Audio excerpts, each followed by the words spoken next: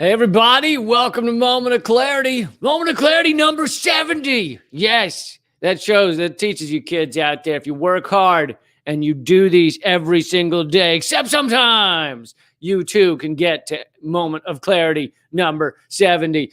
Let's make sure Rockfin is rolling as well. If you don't already follow me over there, please do that also. Looks like we're good. So, Oh, and if you donate on the super chat, all of those donations will go to people in need. And if you are someone who is struggling right now and you need a little help, email commoncensored@protonmail.com. We're not talking billions of dollars, but if you need a couple of bucks to get to the next paycheck, email commoncensored@protonmail.com. So I did a video or two last week. I did one on Ocasio-Cortez's kind of insane interview she gave. And I then did another talking to Eric London at the World Socialist website. And there was a lot of criticism of DSA, the Democratic Socialists of America. There was a lot of criticism in there. And people said, oh, no, you have it all wrong. And so I said, all right, well, let's get to the bottom of it. Let's figure it out. Let's see how I have it all wrong. And so I figured I'd have on someone who is supportive of DSA. And you probably know him from none other than Redacted Tonight. His name is Anders Lee. And if you watch Redacted Tonight, you see him as the only other male on the show since John F. O'Donnell moved back to New York, and Carlos Delgado moved to Los Angeles, and then I think back to New York. And Sam Sachs still in D.C., but decided he was no good at comedy. I thought he was fine, but he thought he was no good at comedy. So anyway, now the other guy on the show is Anders Lee. So I'm going to bring him on. Feel free to throw questions in the comment thread. I'll pay attention as much as I can. Anyway, here's Anders Lee. Hey, Anders Lee here. Happy to be with you and Rockfin. And it's funny, we're the only two men, and then we're also both have Lee in our names.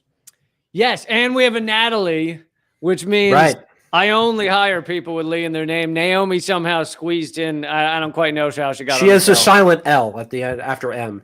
Yeah, exactly. Naomi. So thanks for taking some time out of your job at that flower shop to be on. Absolutely. So I don't know how much. I think you saw at least some of the video I did. Eric London was not very kind to DSA. Mm-hmm.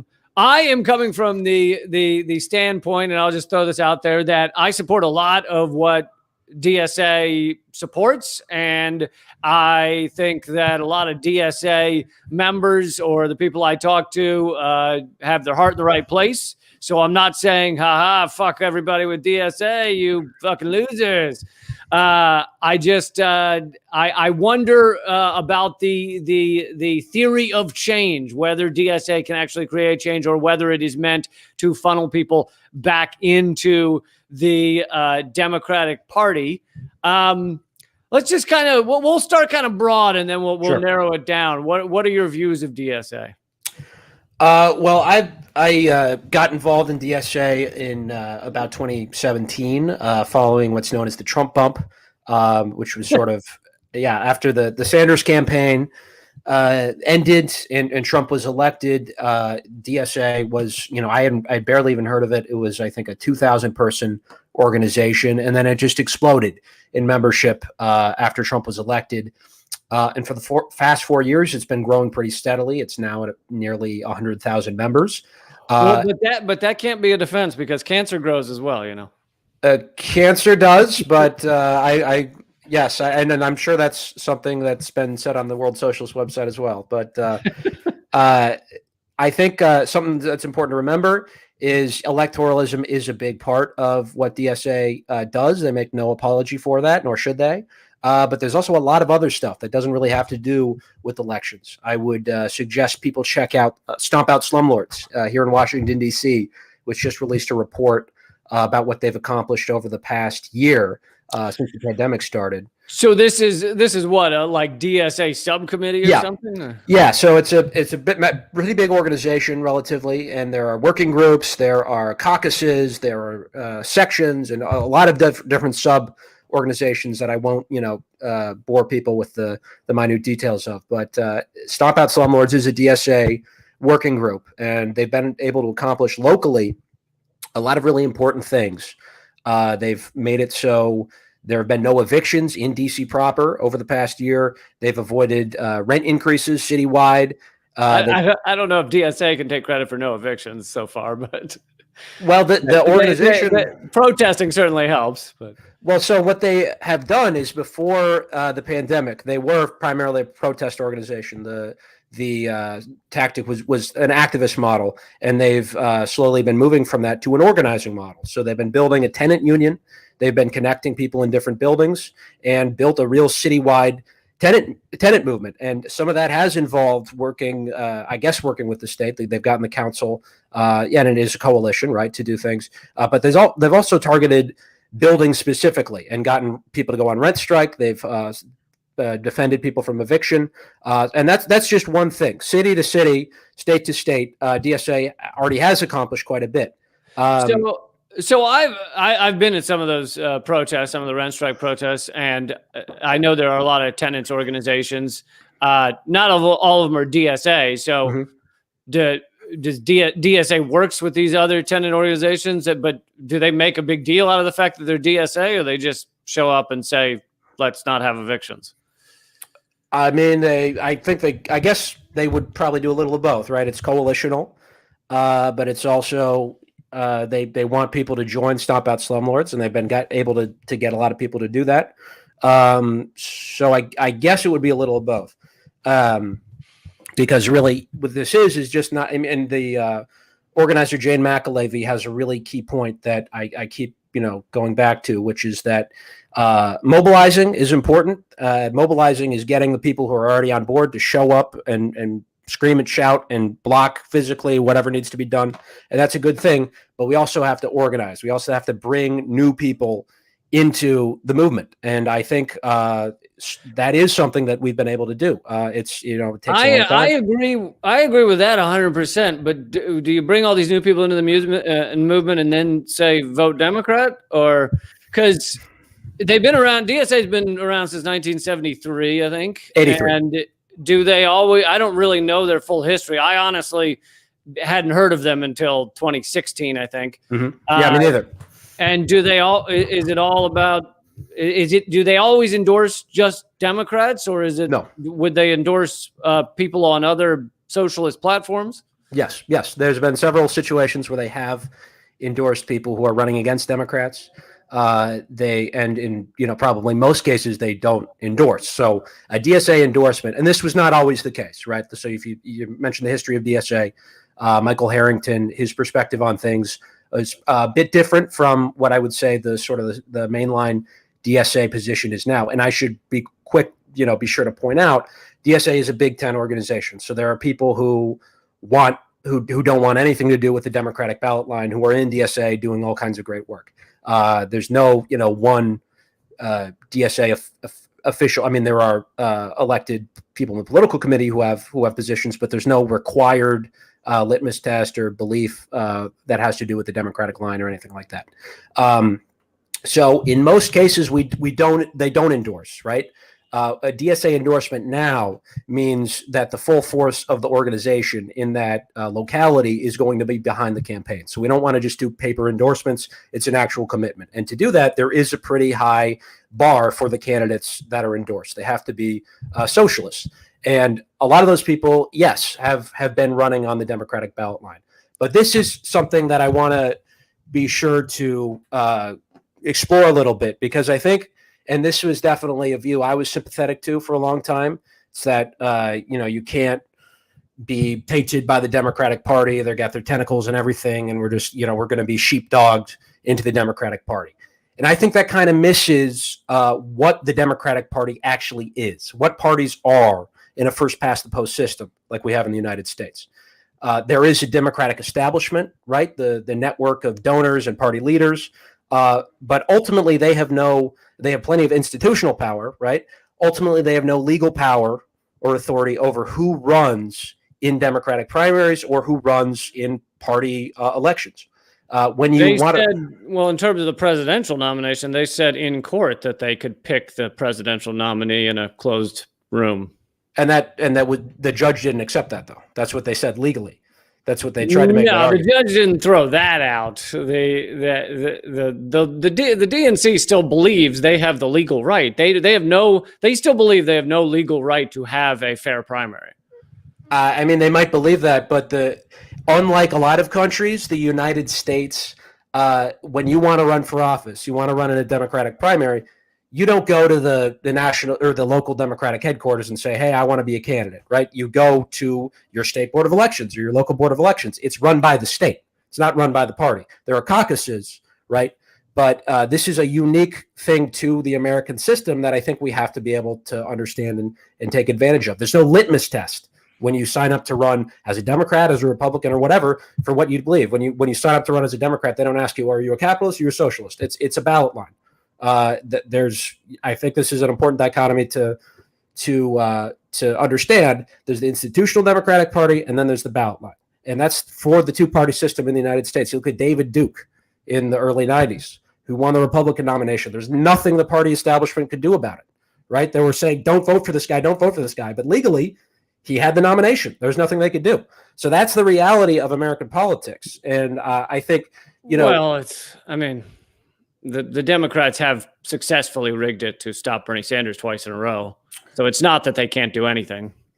Well, they're going to try, right? They're going to try. But ultimately, we're going to be a lot better off, at least for the foreseeable future, fighting them on that turf than we are trying to make an independent ballot line really from scratch. Because if you look at what a party is in the sort of the Marxist Engels sense of it, it's an independent structure with independent financing and an independent volunteer base. And you can have those things without necessarily having an independent ballot line. That doesn't mean you don't endorse people who are not running as Democrats, as DSA does. But I think it's important to understand how the ballot line is actually used. It's a very loose structure. It's not sort of the traditional, party sense that you see in other countries. Okay, I don't know if I got much out of that, but well, what didn't you get? Because I think this is an important. No, I think this is an important point. When I think it seems like you're speaking in kind of the beliefs of how this is better than other countries, but in fact, this two-party system is a one-party system that is ruled by a incredibly powerful corporate state that ultimately was able to stop someone with far more support in Bernie Sanders from defeating Hillary Clinton. I mean, it was rigged in a million different ways, and it's rigged on lower levels as well. It's not just presidential. So I don't know if I'd run around touting how wonderful and open our electoral system is. It's not a question of is it good or wonderful. It's just a question of the reality of American politics and first past the post system. I know for a fact that the establishment Democrats would far prefer us to start an independent party. They've said that to candidates, people like Jabari Brisport, who I volunteered for in 2017 in New York City when he was running as a Green and on a socialist ballot line. He got clobbered. Then a couple of years later, he came back, ran in a Democratic primary, and won. And people were saying to him, "You socialists, you should start your own party." I think the real difference here is well. So in terms of this tactic, I'm fine with that. I've heard that from people, even the great Kevin Zeese, even though he ran a Green Party. He had stated that certain people in certain circumstances should run as Democrats and try and steal the seat from a Democrat using the basically the party system against them. I have no problem with that tactic. But I feel like right now this idea that the DSA members could take some control away from the Democratic Party by running as Democrats is kind of being shot down because we're seeing the changes in AOC. We're seeing what she is becoming. And, you and I can get into that more, but sure. I will admit that in the beginning, AOC showed a lot of promise. She was protesting in Nancy Pelosi's office. She was saying things that very few congresspeople were willing to say. She was talking about the corporatist filling the room at the freshman orientation. Some impressive stuff. And now it seems like both in that interview in whatever the DSA magazine, but also in the recent video, which I can show in a minute if we want,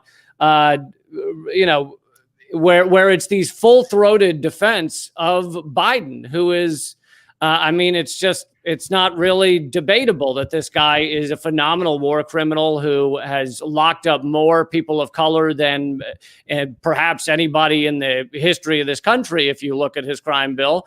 And the idea that it's her job now, or that she somehow, either she believes this or she's been told to do it, to run around defending him is, I kind of undermines the whole DSA is going to be different kind of thing. So I think it's important to look at the full context of these remarks. In the case you're talking about, she was actually not defending Biden. She was emphasizing Trump. And I disagree with her on the need to emphasize Trump. But she did not say that Biden. Well, I don't know which one you're talking about. I'm talking about well, okay. There was two I mentioned. In the interview, she says that people who say Biden's not any different than Trump, she's saying some deportations have been stopped. We know tens of thousands have continued to be deported. We know these facilities are still filled with people. So he hasn't ended the children locked in rooms, whether you want to call them rooms or cages or whatever. And she said, well, a certain percentage or whatever, a certain number of thousands have not been deported. And she said, if you say that Biden's the same as Trump, then you're saying those people are no one.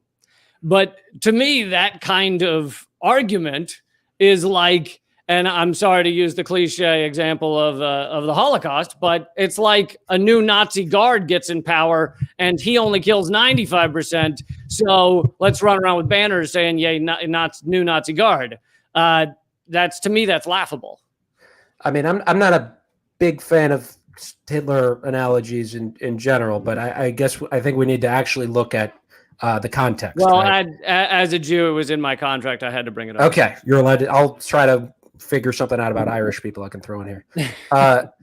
But so I don't like that she used that framing. I don't think the privilege argument is really useful. You can find all sorts of people with all sorts of levels of privileges think all sorts of things. I didn't like that she said that. There are a lot of things she said that I've taken issue with. Well, it's not about liking it. It's not about liking or disliking it. It seems that it is becoming her job, or that she's decided to take it on, to run around defending one of the worst corporate. I mean, this guy's entire career was funded by credit card companies and big banks. He's not, which is why she tried to leftist. That's why she tried to, as we all did, to try to prevent him from getting elected, right? But that didn't work. So, I mean, this is the terrain she's dealing with. I think what does happen is what does that mean? This is the terrain she's dealing with. She has to be saying these things. I don't know that she has to, but Biden is the president, right? And that's unfortunately the way it is. I mean, I think it's the defending him. I know he's the president. Why do you? What did she say? How did she defend him, though? How did she defend him? I just told you how did she defend him. She called front lines protesting unsophisticated. She said the guy asked her about protesting in Nancy Pelosi's office. She said, "Well, I've developed more sophisticated tools and things like." And it's like, to say that to front lines protesters, they're unsophisticated. To me, this just reeks of this is what everyone hated about Nancy Pelosi. So again, I don't think that's the full context. I think we should really be clear about, she said, one thing I do think has changed is that I do believe we're getting more sophisticated. I don't know how you read that as frontline protesters are not sophisticated. I mean, what has happened is that her remarks, right? All right, if you're just going to say you don't like the context, let's get some context. Let's play a video. So let's see this. This was tweeted out by The Hill. Let me know if I think I have the audio on. Let me know if you can't hear it. Now, the first thing I want to say is that the fact that this keeps happening over and over and over again is a political failure by both parties. And I want to be very clear about that, because I don't want to draw false equivalence. What is happening here is not the same as what happened during the Trump administration, where they took babies out of the arms of their mothers and deported their families and permanently traumatized these children, some of whom we don't know will ever be reunified with their family again, which is a level of human rights violation that is just simply not the same. Both of these things are barbaric and they're wrong. But when you rip a baby out of the hands of a mother, you cannot draw the same comparison. And anyone who's trying to do that is doing a profound disservice to the cause of justice. So I don't want to excuse any of this, but I don't think we should also get them twisted together, because one is not the same. And we cannot dust that under the rug. And by the way, those families are owed reparations. Okay, so she began by saying this is a problem with both parties. She said both are barbaric. And so I have no idea how it's any different now. We're talking, so a month ago, I can't remember the site, it's one of the main stop deportation sites, said that Biden had already deported 26,000 people. Now, that was a month ago. Who knows what the numbers are now? But you're telling me none of them were parents that had to leave their kids in this country? I don't like this coming up with this imagery of one's ripping them out of the arms and one's not. Rings completely false to me. And then on top of that, you're defending a guy who is like currently bombing Syria and bombing in Afghanistan and bombing in other countries. Like, children are being blown up by this war criminal currently. And she is saying, oh, well, it's completely different now. Now we have a guy that cares about babies. Now we have a guy. I mean, that's what is. I mean, if you're saying she's not saying that, then that's what is clearly implied, that he is completely different than Trump. Well, I don't think that's implied. And again, I didn't hear her defending Biden. I heard her emphasizing Trump and pointing out that it was marginally worse. I agree with you that's sort of a moot, like it doesn't. You're acting like you don't understand messaging. That's how messaging works. You say something like that in order to defend the system that is in place right now. So then why would she say it's a problem with both parties and that both are barbaric? But to cover her tracks, to act like she's not defending the system. But I mean, this is kind of the same. She said these are two completely different things. But this is kind of the same thing that, Russiagators do. They'll take stuff we say on the show and, impute different things and take it, just kind of like we can. I'm not going to defend everything she says, right? But let's look at her actions. Let's look at her votes. I'll stop interrupting. Just explain to me what she meant about babies out of arms. How is it different now than it was? I guess the separation the policy is marginally better. I agree. It's still not worth making a fuss over. But who is she talking? You said messaging, right?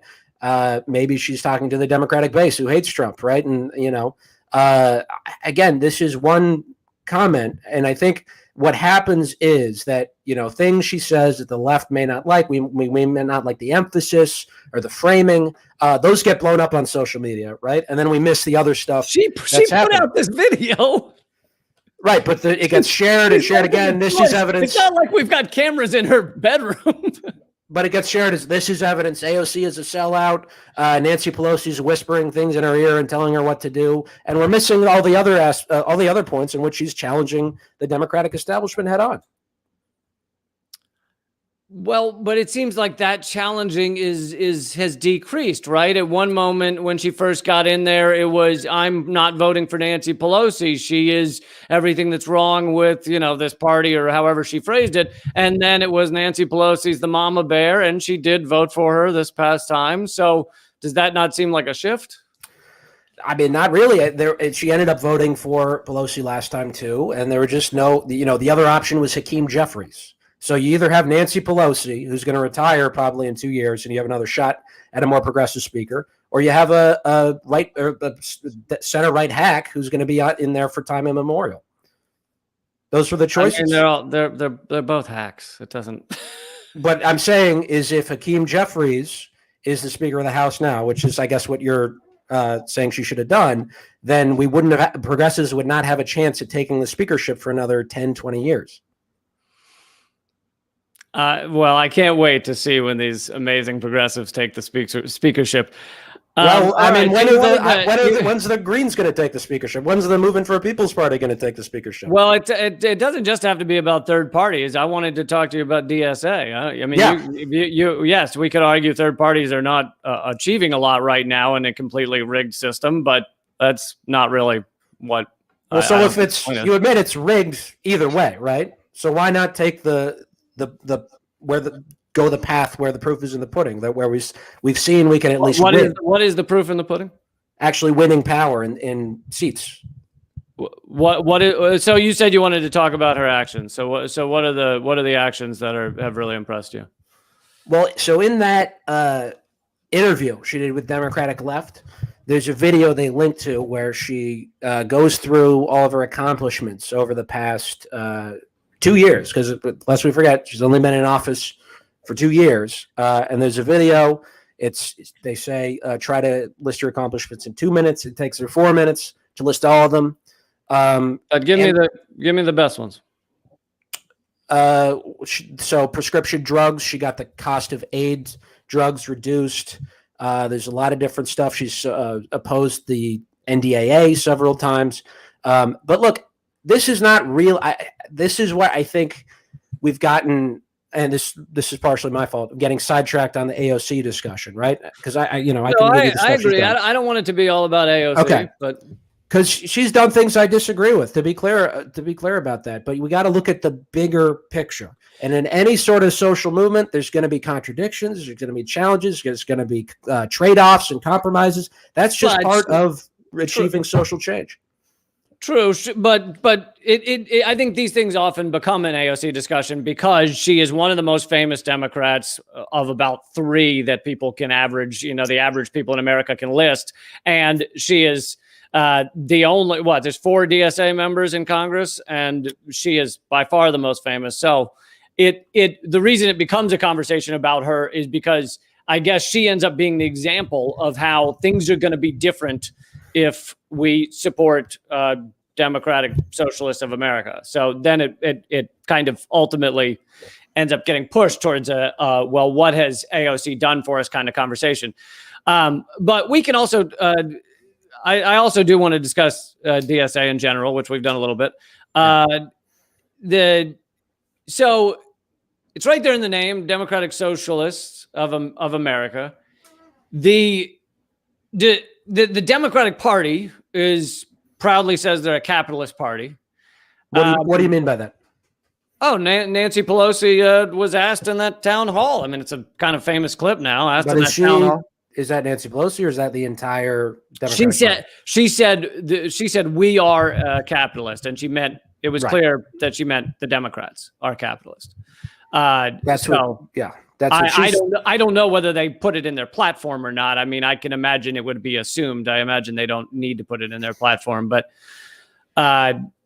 anyway, I haven't seen a lot of Democrats saying they're not a capitalist party, but they also don't say the word capitalist. That's part of the trick. It's a secret we don't like to discuss. But so does that mean that if a DSA member runs as a Democrat, are they kind of acknowledging they're capitalist or what? Well, as I said earlier, when you register to run for any party, I know they're not asked. Well, yeah, they're not asked. It's the Democratic Party. When you run as a candidate for the Democratic Party, you're not beholden to the platform. You're not beholden to things that the party leadership says. You get to make your own platform and you have your own ideas and policies. And that's the same with any party in America. So I think what I'm getting stuck on is, let's say you have a lot of people in America who consider themselves socialists now. Mm-hmm. And does it not undercut that movement to tell them, hey, just, ultimately at the end of the day, vote for the Democrats? Well, I don't think that's what they're being told. In most cases, for most Democrats, DSA does not endorse. The people we do endorse, they have to be socialists and they have to, reach a certain threshold, right? Of they have to have a questionnaire that they fill out. It's a pretty rigorous thing. As far as moving forward, this is an open question still. There's some people, as I mentioned before, who want DSA to become a party tomorrow. There's some people who want to just, hold it out and wait till the Democratic establishment collapses. And there are some who are advocating a dirty brick, which is basically you keep running as Democrats in strategic seats and you build up as many wins as possible. And until you have a critical mass of the working class on your side, then you can actually leave the Democratic Party and start a third party. Isn't responsible. Sure. So there's a variety of perspectives. That's what he believes. Yeah, that's exactly it. There's a variety of perspectives in DSA. But generally speaking, I think the consensus is that for the foreseeable future, we're best off running in Democratic primaries. There are places like Chicago where there actually is it's a nonpartisan city, but you still have the same. And see, this is, I think, about raises the importance of the party point I was bringing up earlier. You have a place like Chicago. There's no official ballot line for anybody, but they still have institutional apparatuses and organizations and structures there that are informal. So ultimately, at the end of the day, I think we put a little too much attention on what the ballot line is, and we should be putting more on the institutional backing. Well, so I think there's a lot of the critiques of the Democrats that you and I agree on. And let's talk about the Democratic establishment, including Joe Biden, et cetera, all these people he's putting into his cabinet, everything. These are, without a doubt, war criminals. We are bombing children. We're bombing hospitals. Obama apologized for bombing Doctors Without Borders twice, I think. Our economic sanctions, what they're doing to Venezuela, tens of thousands killed, Iran, Syria. It's just fucking horrific. We've got the largest prison state in the world, and Joe Biden is as responsible as any of the others that put forward that bill for the massive increase in imprisonment. And we can keep going down the list. I mean, they're with Wall Street. Wall Street likes them. That's why Wall Street funds both the Democrats and the Republicans, because they're really fine with either one, because they're both Wall Street parties. So if you say these DSA people are different, when they become part of the Democratic Party simply by being a Democrat in Congress, doesn't that funnel both support but also money? I mean, people see AOC and they say that is a Democrat, and they donate to the Democratic Party, to the DNC. She becomes a representative, and some of the others become a representative for the Democrats, when in fact, you and I both know that the mass majority of the Democrats, even if we were to ignore everything I said in the first half of this and say AOC is doing a tremendous job, we know that the Democrats are this fucking horrific thing. I mean, climate change, we're going to be extinct in fucking 20 years at this rate. And so does she not become the poster child for how Democrats are not what they actually are? I mean, it depends on what happens, right? If we're not able to change the balance of forces in Congress and in society at large, then yeah, that will happen. But I would just ask people to think about what the alternatives are, right? You look at someone like Bernie Sanders. He's not a Democrat. He runs as an independent. Well, turns out when you get elected to Congress, you have to end up caucusing with the Democrats anyway. So that's the pitfall that any other party alignment is going to have to fall into if they actually take power and get elected. So, I mean, I think there is something to be said for it's not good for for DSA to have to be tied to Chuck Schumer and Nancy Pelosi. But we make statements, denouncing the various things that they do. But I mean, I guess that is a concern. You mean the members of DSA make statements? Well, officially DSA. You're a supporter. Sure. Yes. I'm a DSA supporter, not necessarily a member. But at the end of the day, like, I really think we have to think about the balance of forces here. And again, my issue with the two-party system is not really the number of parties. It's that they're both capitalist, right? And so and you just look at how much these parties have changed over history. I don't know what's going to happen, but if we keep building power, that house is not going to be able to hold that caucus, that party, whatever it is. The Democratic Party is not going to be, if Bernie were to have won, I honestly think that the centrists would have jumped ship and started their own party. That's a possibility. It's a possibility that we'll get kicked out and we'll have to start a third party anyway. But we have to keep all of these things in mind and not kind of get sidetracked with what seems like, sort of the purer position that ultimately shoots us in the foot. Okay, I guess you have a longer view, a longer, more hopeful view of how this future is playing out. Well, what do you see as I think at the rate we're going, I mean, we've killed 50% of all wildlife over the past 40 years. Obviously the globe is heating up. And we're pushing America is pushing for to put us more on the brink of nuclear war with Russia or China, with all this garbage propaganda that is being supported by so many Democrats. So to me, it doesn't feel like we have 40 years to incrementally gain a little power. So, well, then how do we do it then?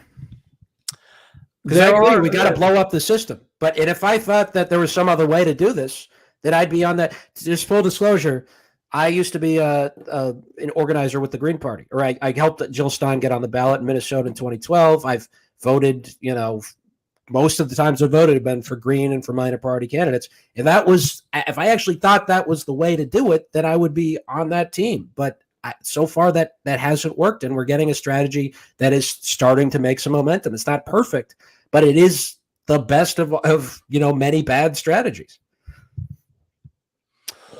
Okay, if you think so.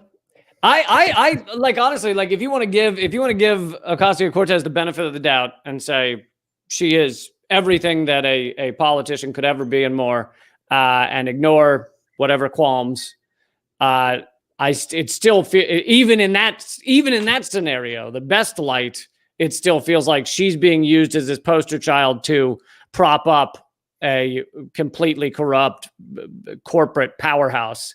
Now, that's how she's being used. Well, so that assumes that they did this intentionally, that they got this is kind of the Trotskyist line, right? That the Democratic Party has all these tentacles and they're sucking energy away from the left by getting Ocasio-Cortez to run. I don't know what planet these people are on who think that Nancy Pelosi actually wanted AOC to win. That's just absurd to me. I mean, I guess I would just challenge people to. I wasn't saying that. I know that's not what you're saying, but I don't think they wanted her to win. I think they put a lot of money in against her. But it seems like what she's. I don't know what the deals are. I'm not one who believes someone puts a gun to her head. I'm more someone believes that it becomes kind of an ideological creep where she slowly believes, well, if I do that, if I keep my mouth shut on Venezuelan sanctions, then I can get this and it slowly goes further and further until she's lost what it is that was different about her to begin with. And people say the same thing about Bernie Sanders, when he was running around the country endorsing Hillary endlessly.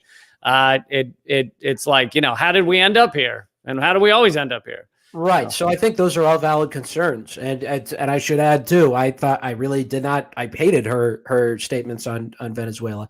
But she, like, I think it's a mistake to get caught up in, is AOC a sellout or is she a savior, right? She's like any other politician. She's responding to the balance of forces and class forces and power in the state. And if that balance stays the same, then yeah, she's going to keep drifting to the right. But if we're able to take power in more places, build up worker militancy, build up militancy in the housing movement, then the whole thing will shift to the left, right? But we have to do that instead of just getting caught up in this one sort of figure and hoping that she does one thing or another. So I don't want anybody to think that but you can't do it in a counter-revolutionary party. And I don't think it can. Well, then, but what is so what's the strategy then for a revolutionary party? Well, you'd have to build up the pushback against this system. You'd have to show people that these two parties and educate them. Education is key, obviously. Educate them on how tremendously these two parties have failed us. I think people understand that, though.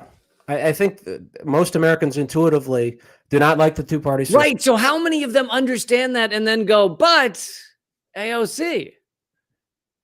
I don't think a lot. It creates the opposite of progress. I don't think so. I know. I think people need an actual mechanism for change, and just say, someone put it like this recently that I thought it was a good quote, to sort of build a revolutionary party right now is sort of like drawing a great blueprint for an amazing car, right? And then just kind of hoping the parts show up. You got to meet the working class where they are. You got to use the actual conditions that are available to you, and not sort of go searching through history to, I think Lenin, of course, is very important, but let's think of it more broadly than specific, things from 1917 are going to reoccur again. We're in a new terrain. If you're talking about revolution, I think in the next 10 or 20 years, if we're able to, I think through parliamentary struggle, the more, corporate Democrats and Republicans we can get out, the better. But also if that's paired with militancy and housing and labor, then I think there could be a revolution. But if we start now and say we're going to draw a line, but all those things you just listed, which would be pivotal and crucial, aren't the Democratic Party. Well, why tie it to that? Why tie it to that? Because you have no other option for the foreseeable future. To tie it to the Democratic Party establishment is different from using the Democratic line strategically. Well, I would agree if it still sounded like that's what they were doing, but it's starting to sound a lot like they're behaving like Democrats. But this is based on, key remarks that many of which have been taken out of context. This is not really based on the actual. You act like I'm a Trump supporter or some shit. I'm not going off of like 12 seconds AOC clips. I'm going off of her fucking interviews. Like, they're not out of context. I read that whole DSA article. Yeah, but so when you say like that, she's saying all that we've built, when she's clearly talking about the movement. And then say she's defending the Biden administration. I think we have just different interpretations of it. But the point is, we can't get too caught up in. She's gonna have to play the game. All politicians, we got to look at the bigger picture. And I would really challenge people to think critically about who this ultimately benefits. To undermine, in the eyes of a big portion of her base, one of the most popular socialists in America. It's one thing to criticize, and that's good, but to totally throw the baby out with the bathwater, that's exactly what they want us to do. Yeah, but is she a socialist? I mean, she'd have to be speaking in kind of a completely different way to go against capitalism in a much stronger stance, rather than tweeting out that John McCain was a man of unparalleled human decency. Bernie Sanders said the same thing. You don't think it's both terrific. I'm not. I just don't really care. This is not the point. Really, it's not what she says or doesn't say or her rhetoric. It's her action. It's not what she says or does. Then what is it? It's what she does. What has she done? I can send you the video. She's tweeted some good things here and there. She's helped defeat more establishment Democrats, and she's continuing to do that. She didn't. I mean, I don't really. I think most electoral politics is a lost cause. So I don't keep up with the day-to-day this stuff. But I heard she didn't even endorse or support Cori Bush this last time. Well, so that's another context, right? She did not support Cori Bush, but you also got to mention the fact that she did support several other challengers, one of which was Jamal Bowman, who defeated an incumbent who was actually far more powerful than the incumbent Cori Bush defeated. So we got to, again, look at the bigger picture. So what changed with Cori Bush? What's that? What changed? She supported her the first time around and then not the second. Well, look, every decision she makes, every political decision comes with a price. So she also endorsed Jessica Cisneros. And as a result, Jessica Cisneros lost, and AOC, because of the guy she ran against, took her off the Energy and Commerce Committee. It's not all about AOC. What AOC decides to endorse or not endorse should not dictate what the rest of the movement should do. She's one person. She's one elected official among many in a broad class struggle. Okay. I'm not. Sorry, I'm getting my call from Nancy Pelosi. Yeah. Showing up pretty soon. Maybe you're just more optimistic than me, I guess. I think I'm more optimistic in terms of electoralism, I guess. I don't know. Well, what's the alternative? If you can convince me. The alternative is all of the shit you said that you then ended at the Democrats, like all the other stuff about fighting evictions and tenants organizations and workers and laborers, and all of that is crucial and important. And that's not electoralism. It has to happen in tandem. If it's just that on its own, then not in tandem with the Democrats. There is no Democrats. The Democratic Party is just an amorphous blob, right? It is what you make it. The Republicans used to be a Marxist party in the 19th century. I think we're getting too pedantic about, what. I just feel like it's an undialectical way to look at the American political system. These parties have no internal discipline, and it would be a mistake to not take advantage of that loose structure. And that's why the left had been failing for so long. I was a Naderite, right? It didn't amount to anything. Because he refused to engage with the Democratic ballot line. Although he also probably saved more lives than any single human being in America. And he was with the seatbelt. When he worked with Democratic senators to do that, yes. Oh, he's still. I saw him speak a couple of years ago. He was still telling everybody that they should just be talking to Democrats, which seemed kind of crazy to me. But even he admits that he should have run through the primary system. He thinks he would have been much more successful. Okay, man. Well, thanks a lot. Thank you. I hope we did something here. Yes, I'm sure 30, 40, 60% of our fans are probably going to hate me now, but it is. No, I don't think so. All right, man. Pleasure chatting, and I will see you soon. All right. Thank you. All right. Solidarity. All right, that was Anders Lee. Hope you enjoyed it. It wasn't. I hope you don't dislike Anders Lee's comedy, even if you disagreed with certain things he said. He does great segments for Redacted Tonight, and I'm a fan of his work. So, hope you'll continue to enjoy that. I think that. I think that. Electoralism has, I think a lot of it is a show, and it's not creating the change that needs to happen. And here's the thing: if we were in a different time, if we didn't have environmental catastrophe on the brink and so many other things that are just phenomenally crucial and have to change now, then I might say, okay, yeah, you build up 10 years from now, we'll get a few more people in Congress, and it'll be a different thing once we have 12 more people in there, and but I don't see that as the answer now. I think we're beyond that. It's looking a lot like spectacle to me. to just kind of distract everybody, which is why I don't spend a lot of time on these videos. Although, I ended up doing 3 on this topic, kind of unintentionally.